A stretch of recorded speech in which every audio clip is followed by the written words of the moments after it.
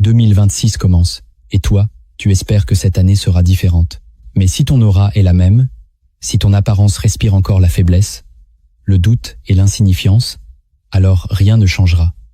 Si tu galères dans la vie, ce n'est pas toujours parce que tu es incompétent, c'est parce que tu as l'air pauvre. Tu ne fais pas peur, tu n'inspires pas, tu ne déranges personne, tu ne dégages rien. Et dans ce monde, quand tu ne dégages rien, tout te piétine. Regarde autour de toi. Les gens respectent l'illusion plus que la vérité, le paraître plus que l'être. Tu veux être pris au sérieux? Machiavel l'avait compris. L'image est une arme, l'apparence est un langage, et celui qui a l'air faible sera traité comme s'il méritait de l'être. Abonne-toi, aime cette vidéo, et écris en commentaire « Je refuse d'être écrasé par mon apparence ». La vérité te dérangera, mais elle te réveillera. À la Renaissance, quand les empires se bâtissaient dans le sang et la ruse, Machiavel observait une loi cruelle que les naïfs refusaient de voir. Ce n'est pas la vertu qui élève un homme, mais la perception qui l'impose. Dans un monde façonné par le regard des autres, celui qui semble pauvre est déjà vaincu. Ce n'était pas une opinion. C'était une vérité de guerre, et cette guerre continue aujourd'hui sous des formes plus douces, plus hypocrites. La pauvreté n'est pas seulement un manque d'argent, c'est une atmosphère, une vibration, une faiblesse visible qui donne aux autres l'autorisation de t'ignorer. Et toi, as-tu laissé ton apparence signer ta condamnation?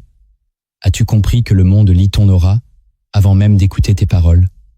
Que racontent tes habits, ton visage, ta posture? Et surtout, qui crois-tu tromper quand tu refuses de voir ce que ton image projette vraiment? Tu ne dis rien, mais ton image parle pour toi. Tu crois être neutre, discret, transparent, mais chaque détail que tu laisses paraître est une marque de soumission que les autres détectent inconsciemment. Dans cette section, tu vas découvrir les 7 marques que ton apparence, ton attitude et ta présence projettent contre toi sans que tu le saches. La première marque de soumission que tu renvoies, c'est l'effacement de ta présence. Tu entres dans une pièce et personne ne se retourne.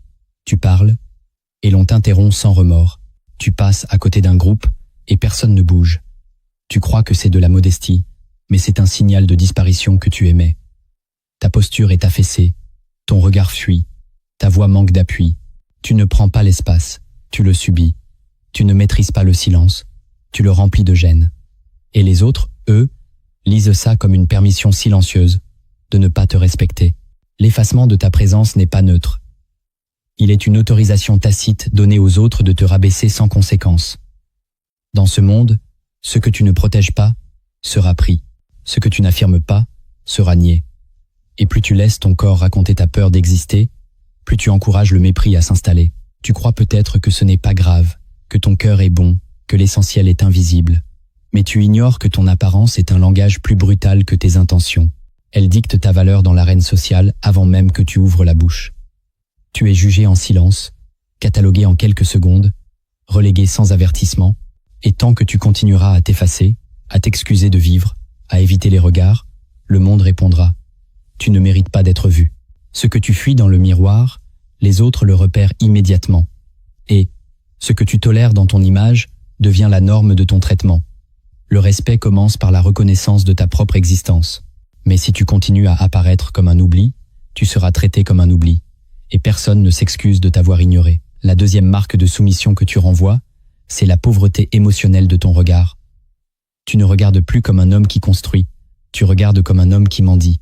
Ton regard fuit les confrontations, implore l'approbation, cherche à éviter les conflits au lieu de les gouverner.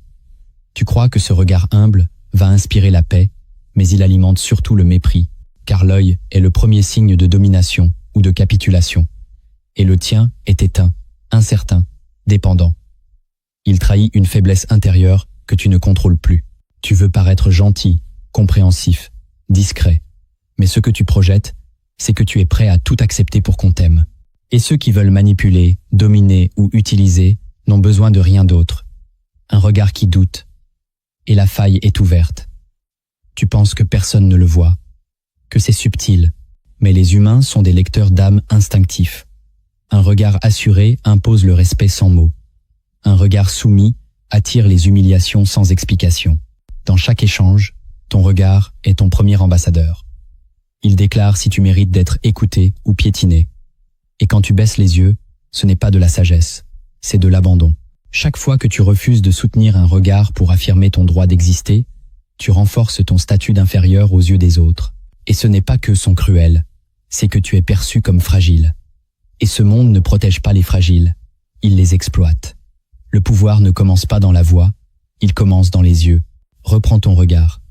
Habite-le. Charge-le d'intention, de présence, de choix. Car si tu continues à regarder comme un enfant perdu, on t'infantilisera. Et pire encore, on cessera de te voir. Et quand plus personne ne te voit, tu cesses d'exister dans leur monde. Tu deviens un décor, un silence, un oubli. La troisième marque de soumission que tu renvoies, c'est l'acceptation des vêtements sans pouvoir. Ce que tu portes parle plus fort que ce que tu dis, et tu ne le sais pas. Tu te dis que tu n'as pas besoin de paraître fort tant que tu es honnête, que Dieu voit ton cœur, que les gens profonds ne jugent pas l'extérieur. Mais ce n'est pas le cœur qu'on voit en premier, c'est ton image. Et si tu portes des vêtements usés, mal ajustés, négligés, sans forme ni intention, le message est clair. Tu n'as aucune influence. Ton style est ton armure ou ta soumission. Et souvent, tu portes des habits qui traduisent l'oubli de ta propre valeur. Les couleurs sont fades, les formes sont floues, les textures sont vides. Ce n'est pas que tu manques de moyens, c'est que tu as oublié que chaque vêtement est une déclaration silencieuse. Et dans cette déclaration, tu dis « Je ne veux déranger personne, je n'ai rien à affirmer, je suis inoffensif ». Le problème, c'est que ce discours t'exclut du respect. Car le monde répond « Très bien, tu n'existes pas, alors ne viens pas exiger qu'on t'écoute ». Ce n'est pas une question d'élégance ou de marque, c'est une question de posture visuelle. Même avec peu, tu peux apparaître comme un homme qui se connaît, qui s'honore, qui impose. Mais tant que tu ressembleras à un oubli sur deux jambes, personne ne t'élèvera. Tes vêtements sont lus comme des drapeaux, et les tiens sont blancs. C'est une reddition visuelle. Et les gens ne lèvent jamais les yeux vers celui qui s'est déjà abaissé devant eux sans qu'on le lui demande. Chaque vêtement que tu portes est un vote inconscient. Est-ce que tu acceptes d'être perçu comme invisible, ou est-ce que tu oses projeter la grandeur que tu réclames? La quatrième marque de soumission que tu renvoies, c'est ton besoin maladif de justifier ta place. Tu arrives dans un espace et tu sens immédiatement le besoin d'expliquer pourquoi tu es là. Tu parles trop, tu souris nerveusement, tu cherches à convaincre que tu mérites d'exister dans cet environnement. Tu penses que c'est de la politesse, mais c'est une tentative désespérée de t'acheter une légitimité. Et ça se voit, parce que ceux qui ont une vraie place n'ont rien à justifier. Ils s'installent, ils parlent peu. Ils n'expliquent pas pourquoi ils sont là, ils le sont. Et leur présence suffit. Toi, tu t'excuses. Et chaque fois que tu t'excuses implicitement d'exister, tu confirmes aux autres qu'ils ont le droit de te tester, de te défier, de te rabaisser. Tu as transformé ton énergie en demande d'approbation. Et c'est une marque de soumission tragique. Tu vis dans la peur d'être jugé comme illégitime, alors tu parles avant qu'on te parle, tu expliques avant qu'on te demande, tu cherches à être aimé avant d'être respecté. Mais le respect ne se quémande pas. Il s'impose. Et tu ne peux pas imposer quoi que ce soit, si tu es le premier à douter de ta propre valeur. Ce monde lit tes hésitations, comme une faiblesse, et il te testera encore et encore, jusqu'à ce que tu cesses de trembler. Tu n'as rien à prouver si tu sais qui tu es. Mais si tu vis pour rassurer les autres, alors tu n'existes que dans leur validation. Et tu seras esclave de chaque regard, chaque silence, chaque soupir. Sois clair, tu es là. Et tu n'as pas besoin de permission pour exister. La cinquième marque de soumission que tu renvoies, c'est l'absence de silence dans ta manière d'être. Tu remplis tout. Tu parles pour combler. Tu bouges pour éviter l'immobilité. Tu ris trop fort pour masquer l'inconfort.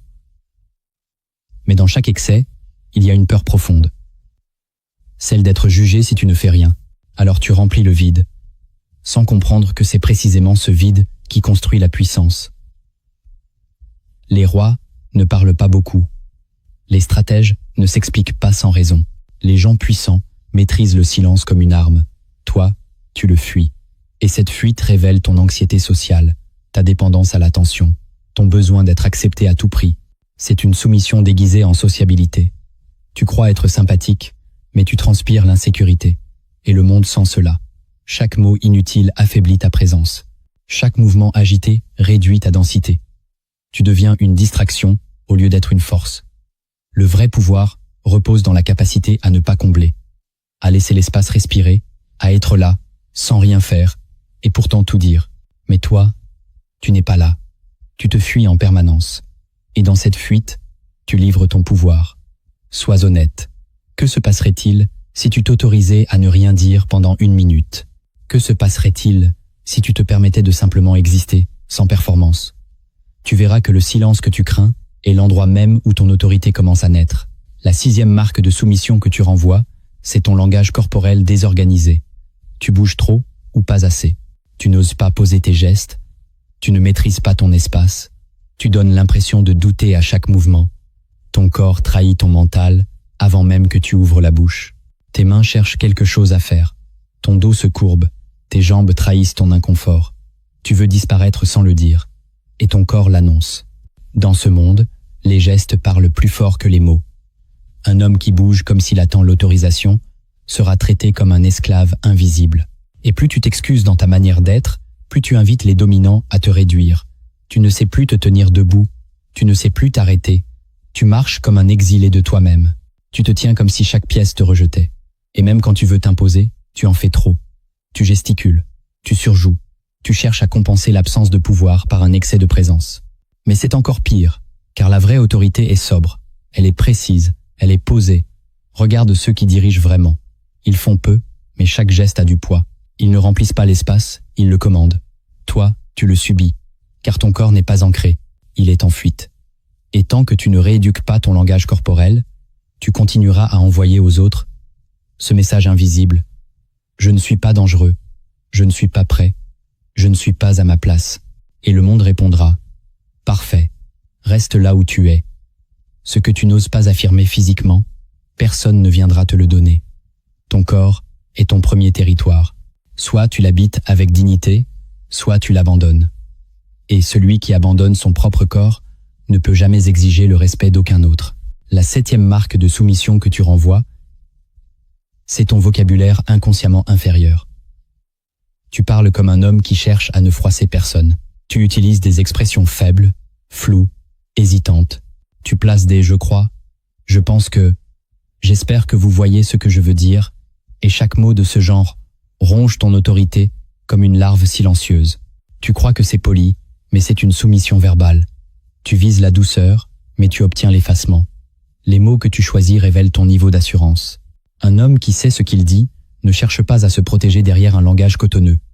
Il tranche, il affirme, il déclare. Toi, tu trembles à l'intérieur de chaque phrase. Et les gens le sentent. Ils sentent que tu ne veux pas déranger, pas imposer, pas affirmer. Et donc, tu deviens transparent. Tu vis dans l'autocensure. Tu adaptes ton discours à chaque regard. Tu modifies tes phrases en temps réel pour ne surtout pas passer pour arrogant. Mais à force d'éviter l'arrogance, tu t'enfonces dans la fadeur. Et la fadeur, c'est l'ennemi du respect, car le monde n'écoute pas ceux qui chuchotent leur existence. Il suit ceux qui assument leurs mots. Machiavel le disait, « Celui qui hésite à gouverner par peur d'être mal vu finit écrasé par ceux qui n'ont pas peur d'imposer leur voix. Sois lucide, tes mots sont des actes. Ils sculptent ta place sociale, ils définissent ta valeur perçue. Chaque phrase est une déclaration de guerre ou une déclaration de faiblesse. Et si ton vocabulaire trahit ta peur d'être vu comme fort, alors il t'enferme à jamais dans le rôle de celui qu'on écoute par politesse, mais qu'on oublie dès qu'il se tait. Tu crois que ton problème est matériel, mais c'est ton aura fracturée qui parle avant toi. Une aura sans cohérence, sans axe, sans densité. Dans cette partie, tu vas découvrir 7 dimensions cachées de ta propre perception, 7 fractures intérieures qui affaiblissent ton autorité silencieuse et donnent au monde toutes les raisons de te considérer comme négligeable. La première fracture invisible que ton aura projette, c'est l'incohérence entre ce que tu dis et ce que tu vibres. Tu parles d'assurance, mais tu vibres l'insécurité. Tu évoques la réussite, mais ton regard, ta voix, ton souffle trahissent la peur de l'échec. Tu dis que tu veux aller loin, mais ton énergie dit que tu ne crois pas mériter davantage. Et cette dissonance est perçue par ceux qui t'observent, même sans en avoir conscience. Le monde ne répond pas à tes paroles, il répond à ta fréquence. Et quand ta parole entre en conflit avec ton énergie, c'est toujours l'énergie qui gagne. Tu peux parler de foi, mais si ton aura vibre la résignation, on te traitera comme quelqu'un qui a déjà renoncé. Tu peux réciter des affirmations, mais si ton corps vibre le doute, tu attires l'indifférence. Et cette incohérence crée un rejet silencieux, une suspicion invisible, une perte de crédit immédiate, car le cerveau humain cherche la congruence. Il veut sentir que ce qu'il voit, entend et perçoit s'aligne. Et toi, tu déformes ton autorité en renvoyant un message divisé. C'est comme si ton âme disait « Ne m'écoute pas vraiment, je ne suis pas prêt ». Et l'univers, les gens, les opportunités obéissent à ce signal. Ce n'est pas un sort, c'est une réponse logique à une fracture intérieure. Car tant que tu ne guéris pas la distance entre ce que tu proclames et ce que tu vibres, ton aura reste bancale, désunie, sans impact. Et une aura désunie est toujours considérée comme une faiblesse à exploiter ou à contourner. Si tu veux être pris au sérieux, commence par t'unifier. Chaque mot que tu dis doit sortir d'un socle énergétique solide. Sinon, tu seras toujours vu comme une contradiction ambulante, même si tu penses être convaincant. La deuxième fracture invisible que ton aura projette, c'est la mémoire énergétique de l'humiliation. Tu as peut-être oublié certains moments de rejet, de moquerie, de rabaissement, mais ton corps, lui, s'en souvient. Et cette mémoire a formé en toi une tension permanente, un micro-réflexe de défense, une crispation presque imperceptible, mais visible. Tu ne le vois pas, mais tu vibres l'anticipation du rejet. Tu vibres la peur de ne pas être à la hauteur. Tu vibres l'humiliation passée, comme une traînée de cendres derrière chacun de tes gestes. Et le pire, c'est que cette vibration parle avant toi. Elle entre dans la pièce avec toi, elle chuchote à l'oreille des autres, il a déjà été rabaissé, et il s'attend à l'être encore. Et les autres, sans savoir pourquoi, perdent naturellement le respect qu'ils auraient pu te donner. Car l'humain ne respecte pas ceux qui se présentent déjà comme victimes. Il peut compatir, oui, mais il ne se soumettra jamais à une énergie qui demande pitié. Et toi, tu veux inspirer, mais tu portes la mémoire d'une époque où tu n'étais qu'un fardeau pour les autres. Tu veux diriger, mais tu dégages encore le réflexe du dominé. Tant que tu n'auras pas reprogrammé ton énergie, ton aura portera cette honte ancienne comme un manteau invisible. Et ce manteau empêche la lumière de sortir. Tu pourras parler fort, tu pourras te former, tu pourras réussir même matériellement, mais tu ne dégageras jamais la vraie présence d'un homme debout, car en toi, il y a encore un enfant qui a honte. Et ce qu'un enfant blessé ne guérit pas, l'adulte payera le prix. Tu veux élever ton aura? Alors commence par lui enlever les chaînes de l'humiliation silencieuse, car cette mémoire-là, tant qu'elle n'est pas purgée, reste une fracture ouverte sur ton autorité. La troisième fracture invisible que ton aura projette, c'est ta peur du conflit mal camouflé. Tu fais tout pour éviter les tensions, les désaccords, les confrontations. Tu choisis la paix, dis-tu, mais ce n'est pas une vraie paix. C'est une stratégie de survie. Ce que ton aura dit, c'est « Je ne suis pas prêt à défendre ma position ». Et ce message, même tu ne le prononces jamais, est reçu instantanément. Les gens sentent quand ils ont le pouvoir de te faire plier. Ils sentent que tu contournes, que tu t'adaptes, que tu souris pour éviter l'impact. Et dans cette dynamique, tu cèdes toujours plus que tu ne le réalises. Tu perds du terrain à chaque interaction, et ton énergie finit par se rétrécir.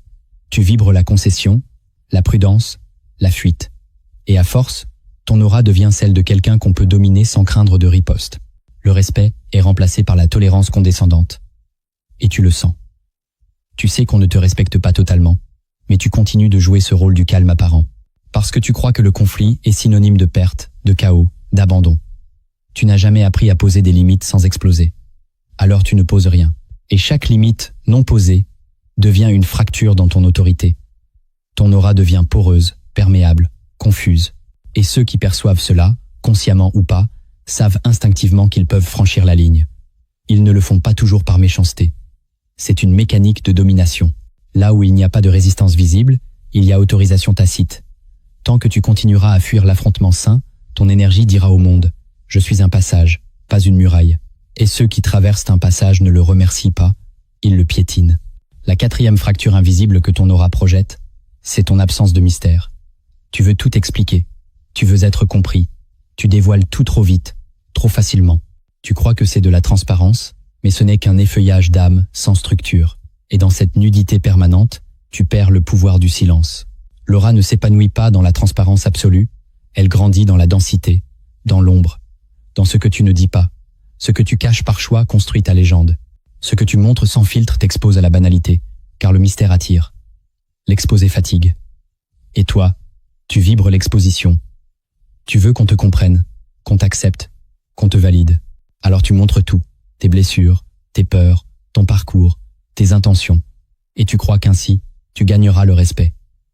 Mais ce que tu gagnes, c'est la prévisibilité, et ce qui est prévisible ne fascine jamais.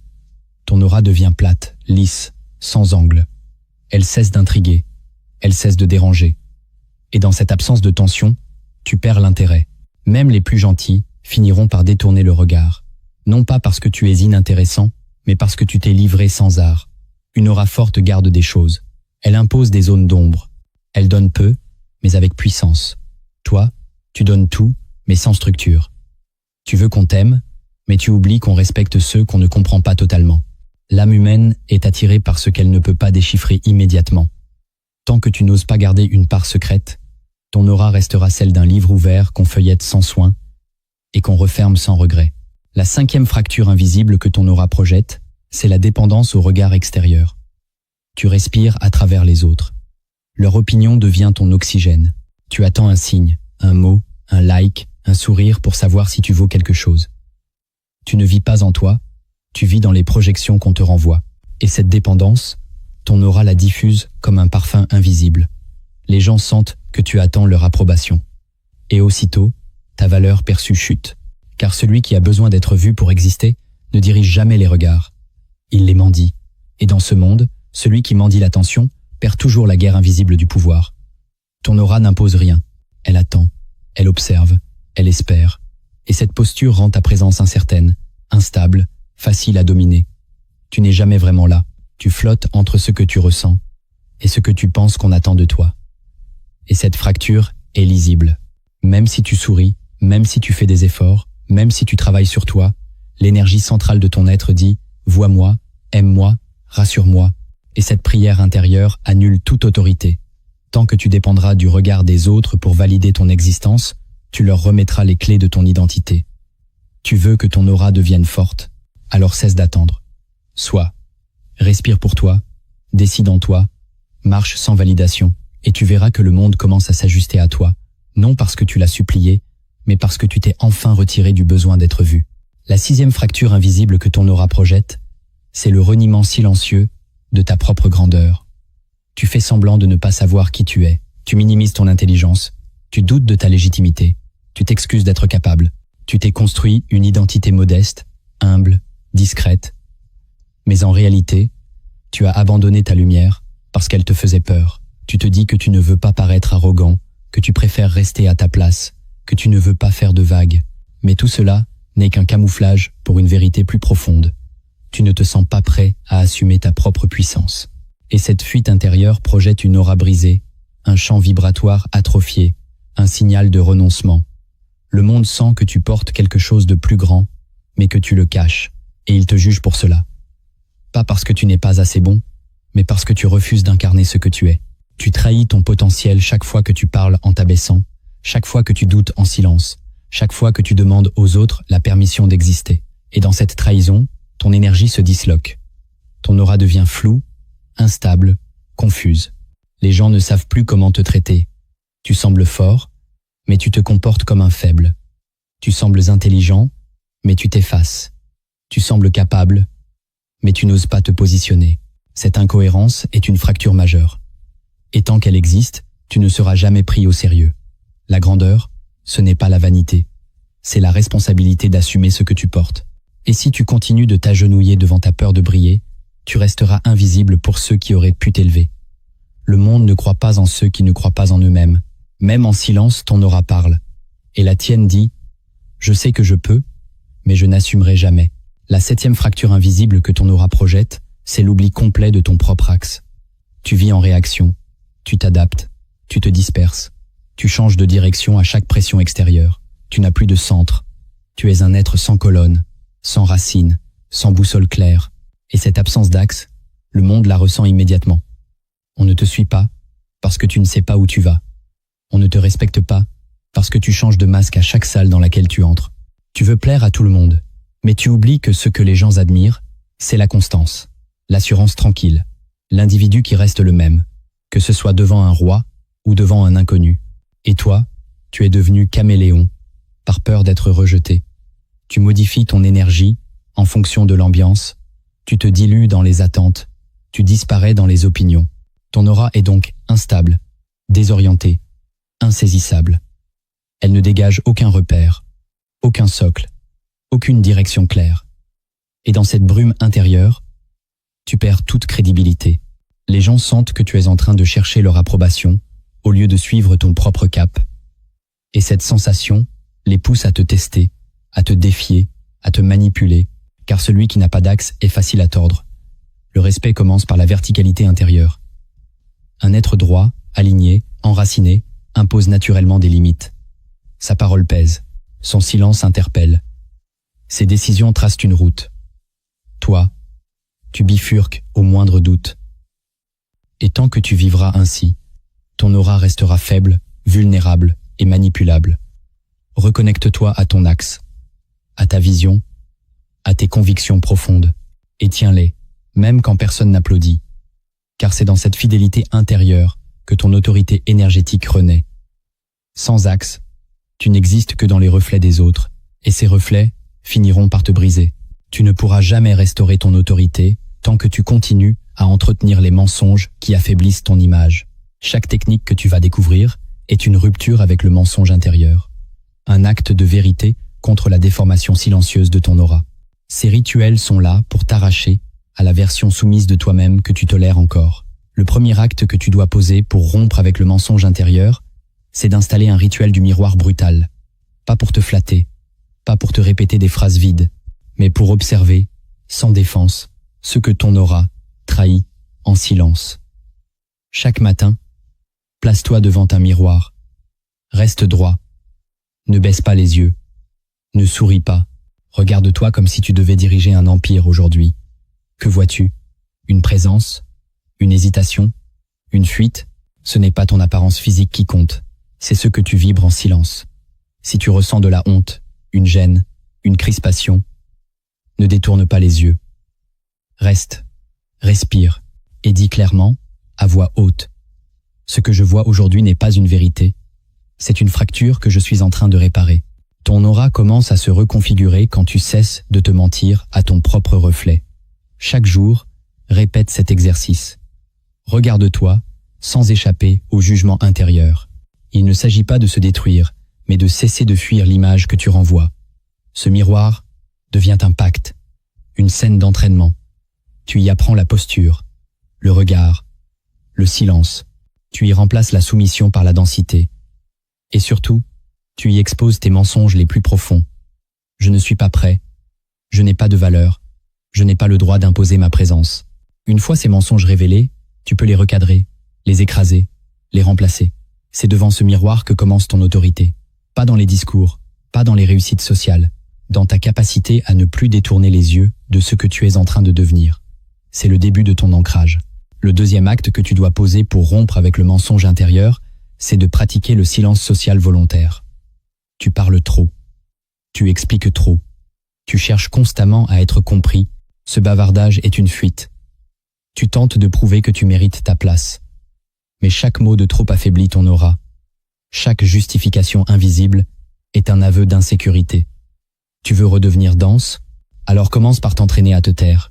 Choisis 3 moments par jour où tu ne dis rien, même quand tu pourrais. Tu écoutes, tu observes, tu retiens. Et surtout, tu acceptes le malaise. Parce que le silence crée de la gravité. Il provoque l'interprétation.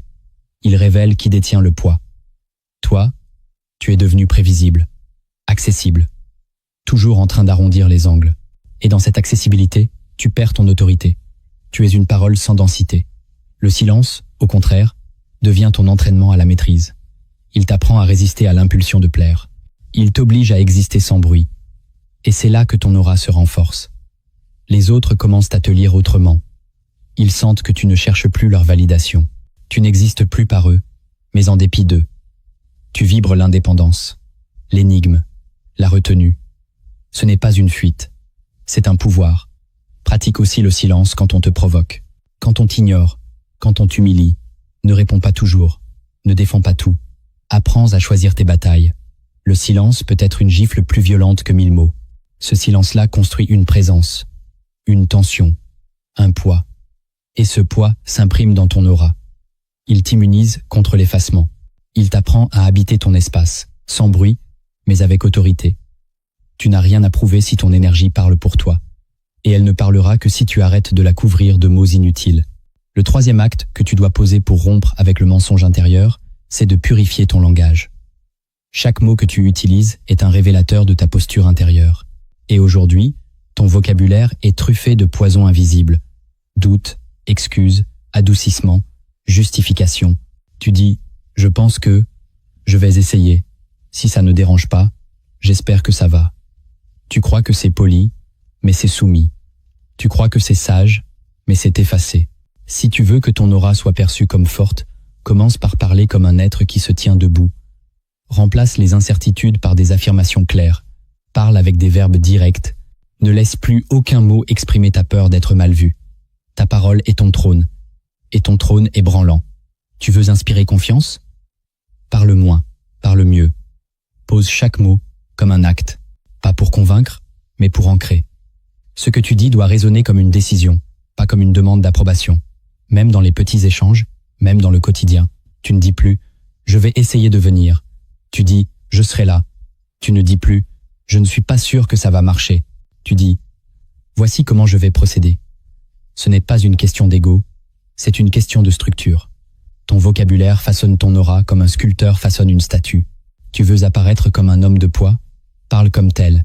Et surtout, écoute-toi. Chaque jour. Enregistre-toi s'il le faut. Débusque les formulations faibles. Élimine-les. Tu es responsable du champ vibratoire que tu diffuses par la bouche. Et si tu continues à parler comme quelqu'un qui attend l'autorisation d'exister, ne t'étonne pas que le monde t'infantilise. Tu ne seras jamais respecté tant que tu ne rééduques pas ton langage. Car tes mots sont ton armure ou ta laisse.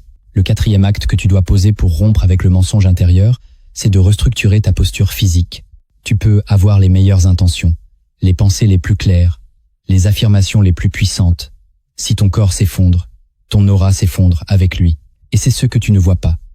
Ta manière de marcher, de t'asseoir, de te tenir, est un code social que les autres lisent sans réfléchir.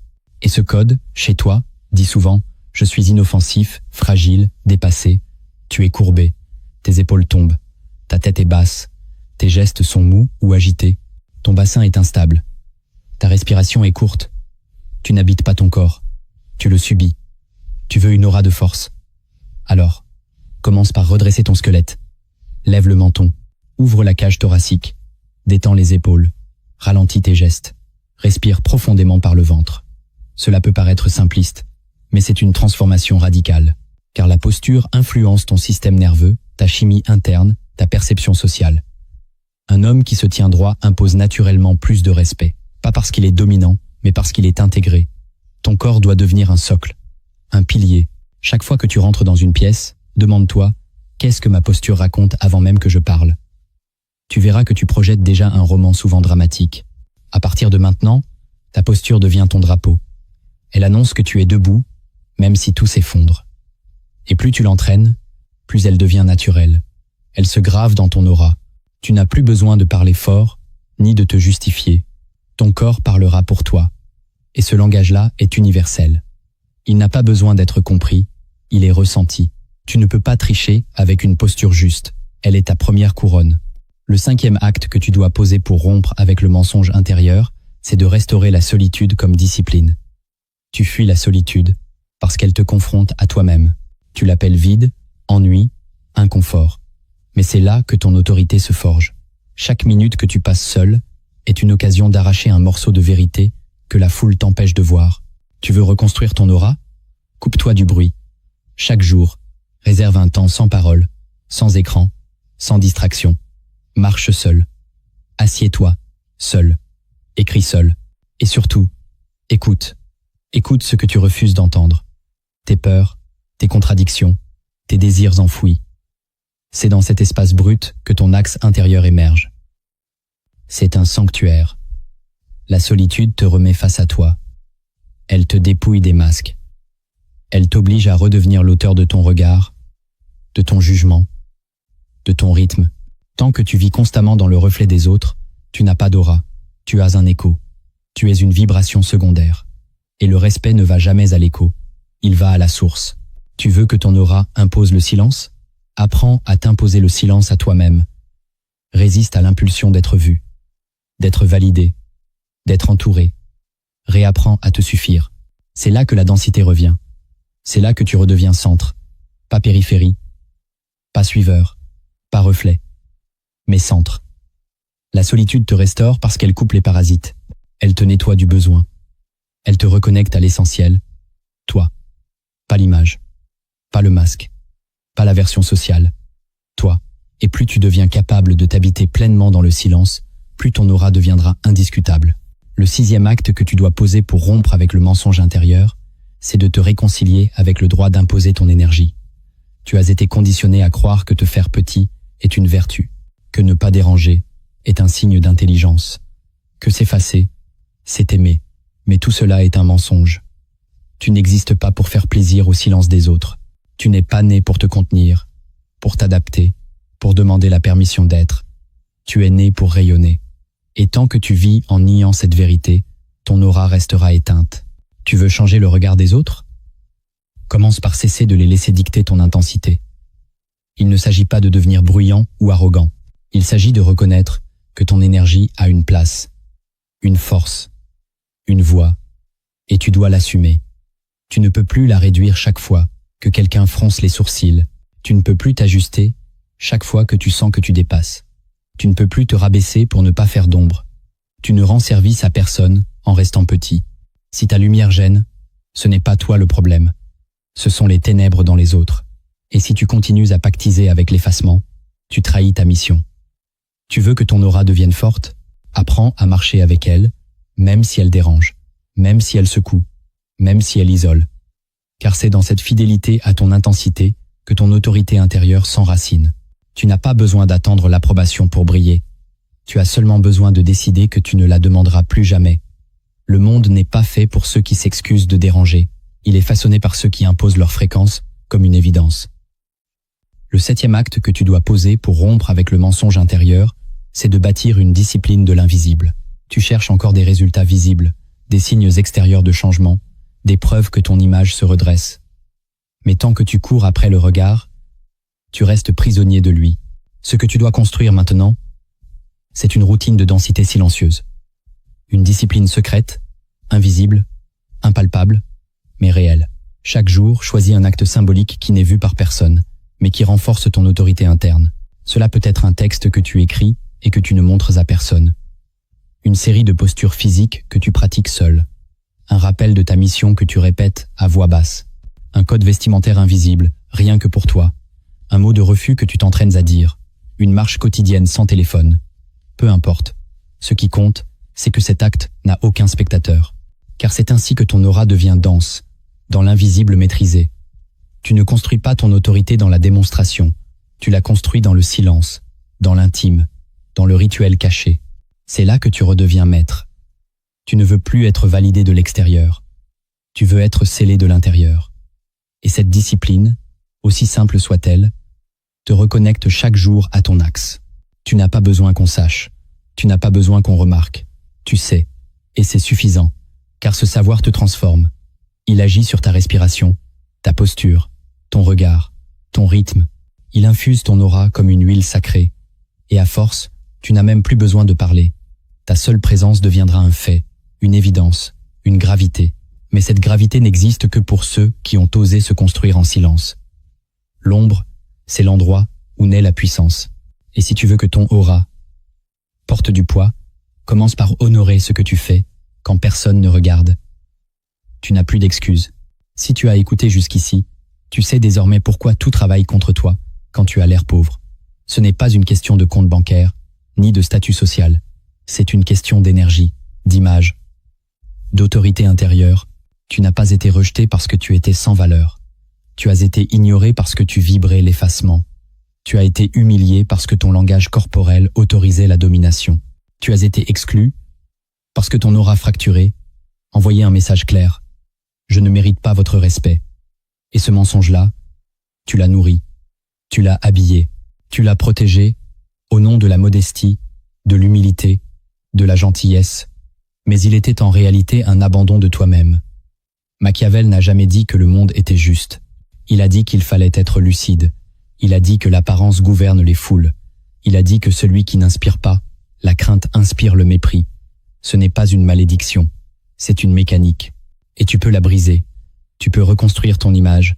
Tu peux redonner du poids à ta voix, de la tension à ton silence, de la densité à ta posture. Tu peux cesser de demander l'autorisation d'exister. Tu peux décider que ton aura ne sera plus une excuse, mais une déclaration. Car le respect commence là où tu cesses de te trahir. Et cette décision-là, personne ne peut la prendre à ta place. Tu peux continuer à vivre comme un homme effacé, ou tu peux devenir un homme qu'on écoute, qu'on considère, qu'on respecte même en son absence. Ce choix est entre tes mains. Tu n'as pas besoin d'être violent. Tu n'as pas besoin de devenir quelqu'un d'autre. Tu dois juste cesser de mentir sur ce que tu es. Et le monde s'ajustera. Pas par magie, mais par cohérence. Une aura alignée impose naturellement une nouvelle réalité. C'est la seule forme de pouvoir qui ne s'achète pas. Alors choisis ton image, choisis ton poids, choisis ton rayonnement, ou reste dans l'ombre des autres.